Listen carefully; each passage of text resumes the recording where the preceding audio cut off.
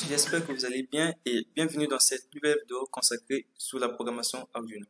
Dans cette nouvelle vidéo, on va apprendre à coder un cerveau moteur en utilisant un potentiomètre mais aussi des boutons poussoirs. Si vous êtes nouveau sur cette chaîne, n'oubliez surtout pas de vous abonner, de liker et de partager la vidéo. On va commencer par inclure notre librairie cerveau qui nous permet à contrôler plus facilement nos cerveaux moteurs. Sur la plupart des IDE Arduino, je pense que c'est déjà installé. Si ce n'est pas le cas, je laisserai un petit lien qui vous permettra de l'installer sur votre IDE. Donc, pour commencer, on va créer un objet de type cerveau, que je vais aussi appeler cerveau.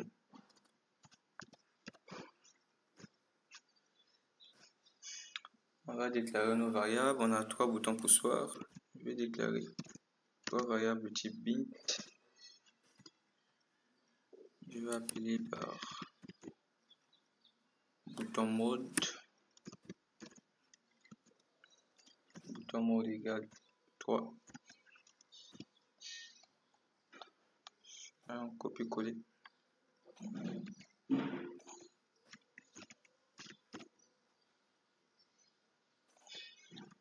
Ici, bouton left, ce qui va me permettre de diriger mon cerveau moteur à gauche.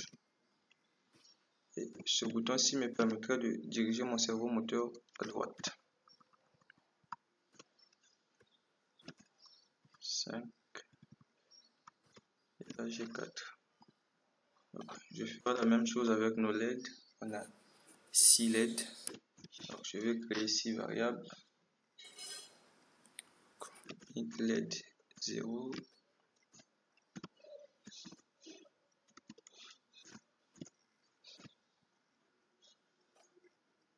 Cette LED là me permettra de savoir si le cerveau moteur sera dirigé par le bouton poussoir ou encore par mon potentiomètre.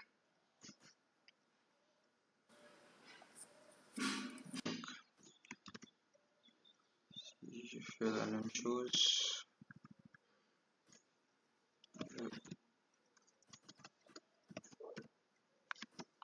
Ce bouton-ci me permettra de savoir lequel des boutons poussoirs est appuyé, si c'est celui de gauche ou de droite.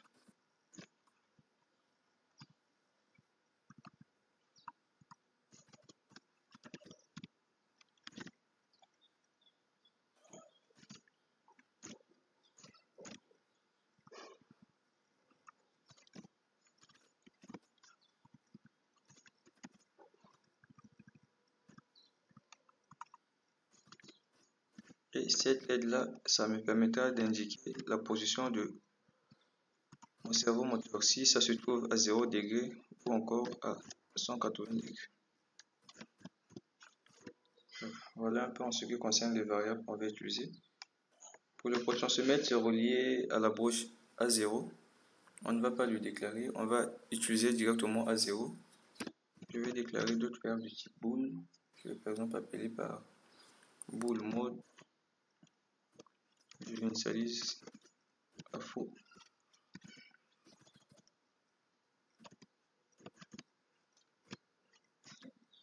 Et une autre variable que je vais appeler angle. Et là aussi, je l'initialise à 0. On vient donc au niveau de notre setup pour définir nos variables comme étant des sorties et des entrées, ça dépend. Alors, ici, on va relier notre cerveau moteur au pin numéro 2 en faisant appel à la fonction attache.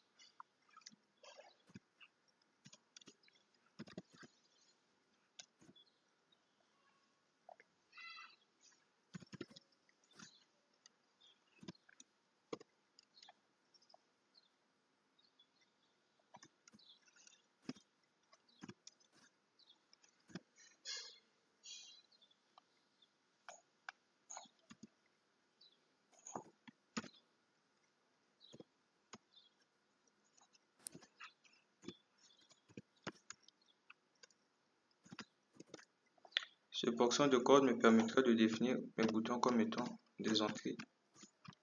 Je vais le mettre en entrée input pull down. Vu que je n'ai pas eu à utiliser des résistances, je vais donc activer la résistance interne de l'Arduino. Pin mode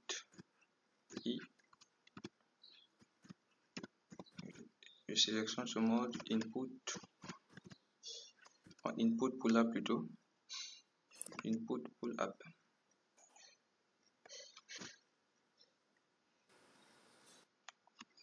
Voilà, c'est un peu ça. J'ai aussi les LED.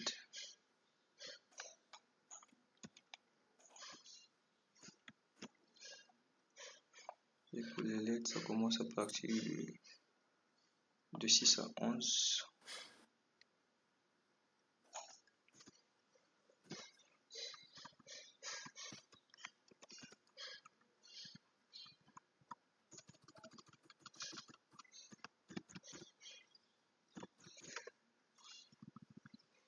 Donc cette portion de code, si ça me permet de définir mes pins comme étant des sorties, ce qui va me permettre d'allumer ou pas mes LED. Et il reste la broche liée à notre potentiomètre qu'on va définir comme étant une sortie. Alors on a pin mode.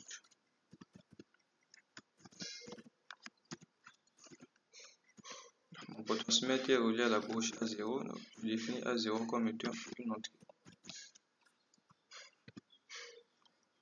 Voilà, c'est un peu tout. On va donc créer des fonctions.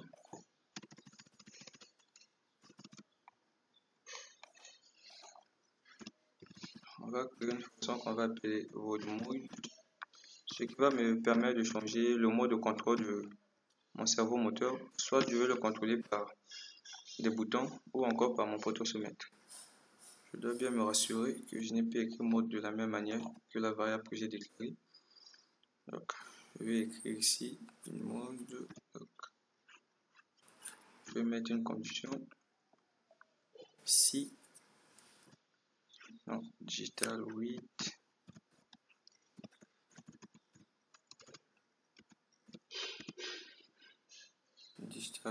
bouton mode.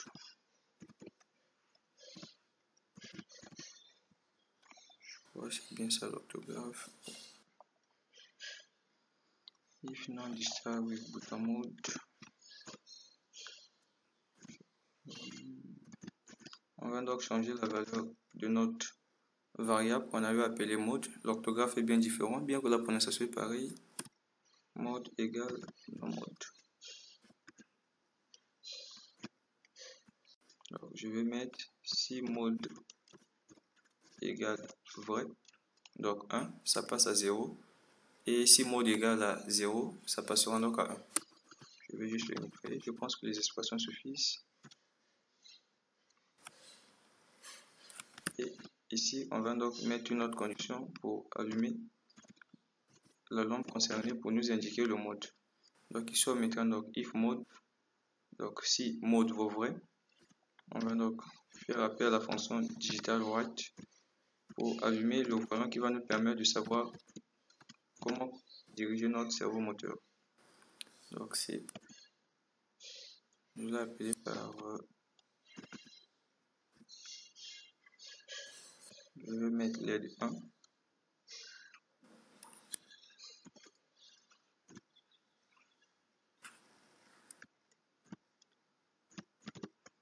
Vu que j'ai deux instructions, j'ai oublié de mettre la collade.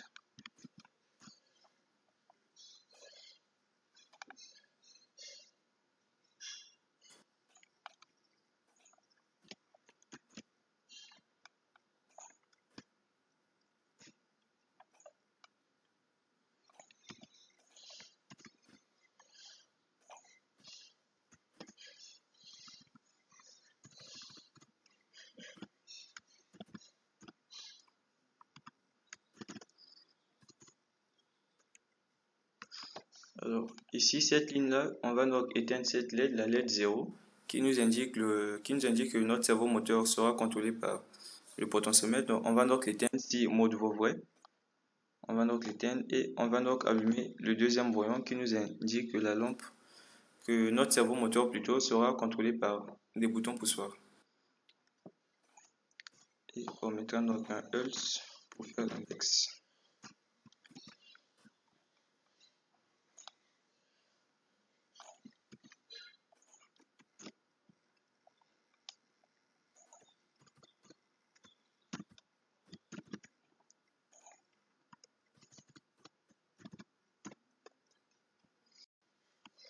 Voilà, c'est tout concernant la fonction qui va nous permettre de changer le mode de contrôle de notre cerveau moteur, soit le contrôler par bouton poussoir ou par potentiomètre. Voilà, on va donc changer. On va donc créer une nouvelle fonction. La fonction, je vais l'appeler par void control pot pour potentiomètre.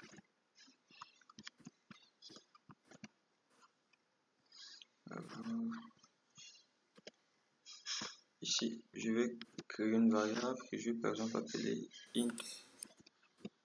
int_val. Je vais initialiser à 0.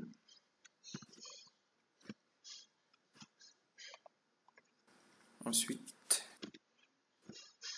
je vais lire l'état de notre potentiomètre en écrivant int_val. Je ferai donc appel à la fonction analog_read. Analog_read, je mets directement à 0 à l'intérieur. Et après, je mets une condition. Donc ici, si mode vaut faux, la condition est vérifiée. Donc si c'est faux, je vais donc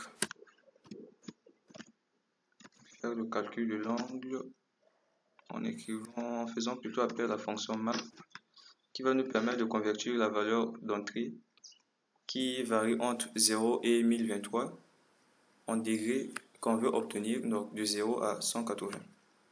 Donc map prend en compte 5 paramètres. Le premier des paramètres, c'est la variable qui doit lire, donc cette variable-là qui varie.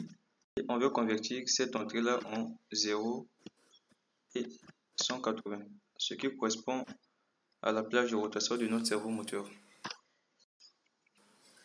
Une fois que la conversion est faite, on va donc positionner notre cerveau moteur suivant l'angle obtenu. Cerveau right angle. Voilà donc, avant d'écrire notre nouvelle fonction qu'on va appeler par contrôle bouton, on va donc revenir au niveau de notre void loop, notre void setup plutôt.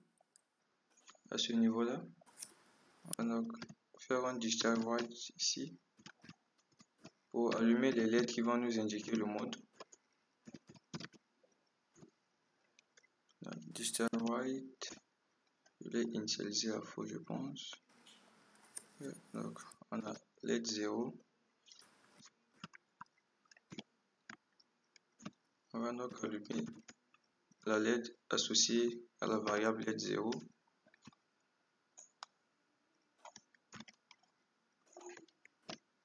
Et on va éteindre LED 1. Pareil ici, on va venir donc à ce niveau-là. Là, on a déclaré nos variables. Au niveau de cette variable, on va donc changer le type. Au lieu de bit, on mettra un int pour que notre programme puisse fonctionner comme il se doit. Avec un type bit, ça ne fonctionne pas comme il se doit, donc on va donc le changer. C'est tout comme changement. À ce niveau-là aussi, je pense au niveau de digital write, j'avais écrit le W en minuscule, donc essayez bien de vérifier chez vous si c'est pas le cas, si c'est le cas plutôt. Essayez de vérifier chez vous si c'est bien écrit. Sinon, on passe à l'écriture de notre nouvelle fonction. Donc, je vais l'appeler par void control bouton.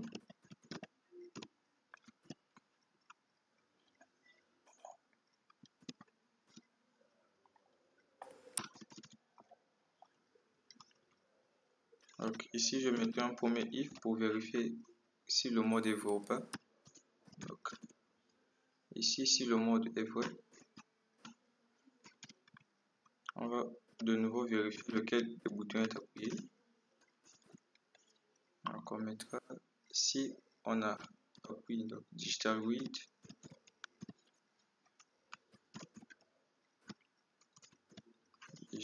donc si on appuie le bouton de gauche, donc ici on va vraiment s'assurer qu'on a eu appuyé un seul bouton. Si on appuie le bouton de gauche, et que le bouton de droite n'est pas appuyé.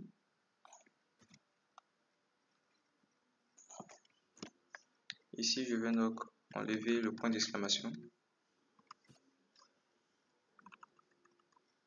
Donc ici, comme je dis, c'est pour se rassurer que vraiment un seul bouton est appuyé. Si on a appuyé le bouton de gauche et pas le bouton de droite, ce n'est qu'à ce moment-là que la condition sera vérifiée. Alors qu'est-ce qu'on fera là? On va donc décrémenter l'angle. On va mettre angle moins égal 10, décrémenter ça de 10 en 10, c'est-à-dire faire angle égal à angle moins 10. Donc on va donc soustraire la valeur de l'angle de 10 en 10. Une fois qu'on soustrait, on va donc allumer la LED pour nous indiquer le bouton qu'on avait appuyé. Enfin, digital white. Je pense que la variable doit être left.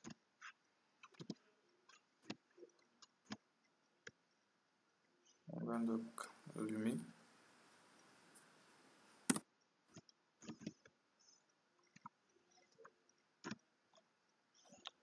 Et on va éteindre la LED de droite.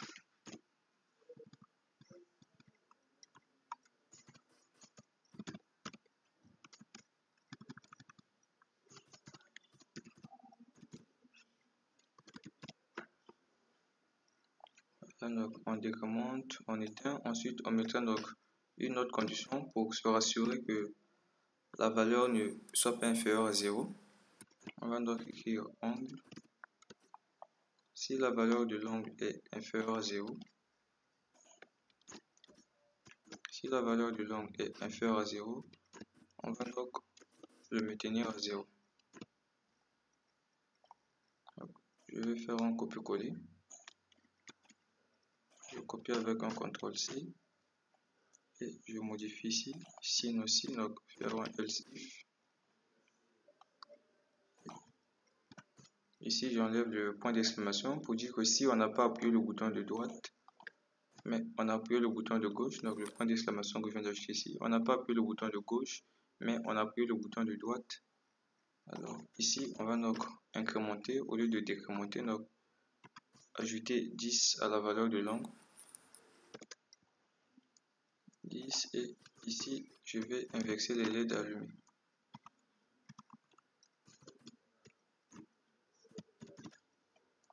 Voilà un peu, la condition aussi, je vais le changer. Cette fois-ci, je dois me rassurer que la valeur de l'angle ne va pas dépasser 180 degrés. Donc si la valeur de l'angle dépasse 180 degrés, on va donc le maintenir à 180. Voilà un peu et arrivé là, on le positionne. Donc on écrit cerveau point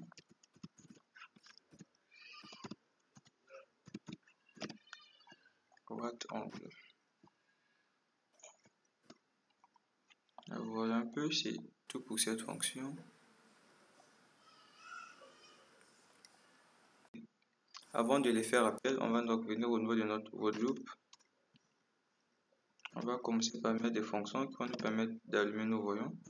Donc on va écrire if angle égale 0. Il y a des lettres qu'on va donc allumer pour nous indiquer la position de notre cerveau moteur, si c'est au début donc à 0 degré ou à 180 degrés. Donc on avait les débuts.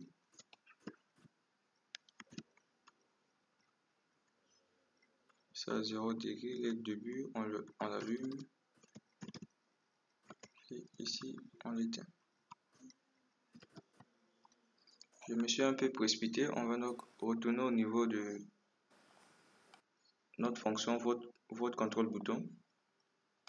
Donc ici, après notre else if, il y a une dernière condition que j'ai oublié, un else.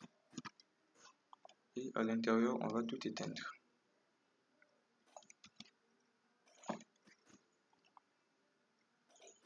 Donc je fais un else qui va me permettre d'éteindre toutes les lampes si aucun des boutons est appuyé. Alors ici, il s'agit bien des lampes qui nous indiquent lequel des boutons est appuyé, le bouton de gauche ou de droite. Donc c'était un peu ce qui manquait. On retourne donc au niveau de notre void loop où on était. Donc je vérifie si l'angle vaut 0 ou encore si l'angle vaut 180. Donc là aussi je mettrai donc un signe aussi. Else if si l'angle vaut 180, j'éteins la lampe qui indique que c'est à 0 et j'allume la deuxième lampe.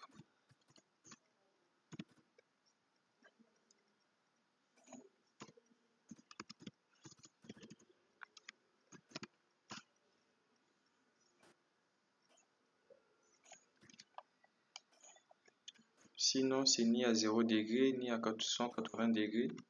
Donc, on éteint tout. Donc, voilà un peu. On va donc faire appel à nos fonctions qu'on a eu à créer. On a mode. Donc, ça, je mets en commentaire appel à la fonction. On fera pareil aussi avec d'autres. On a contrôle port.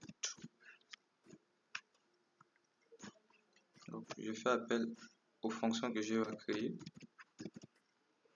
Et là, on a contrôle bouton. Et avant de sortir la void loop, je vais donc mettre une petite attente de 100 millisecondes. Voilà, c'est un peu tout. On va donc jeter un coup d'œil vite fait sur ce qu'on a écrit avant de le téléverser.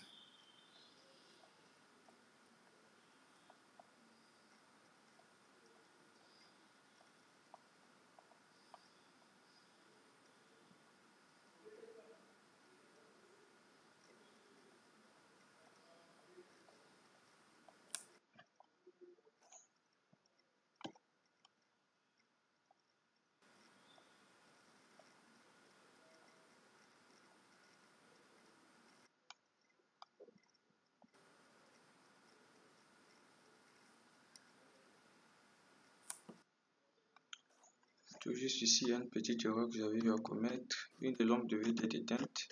Donc on va juste le changer et au téléverser de nouveau.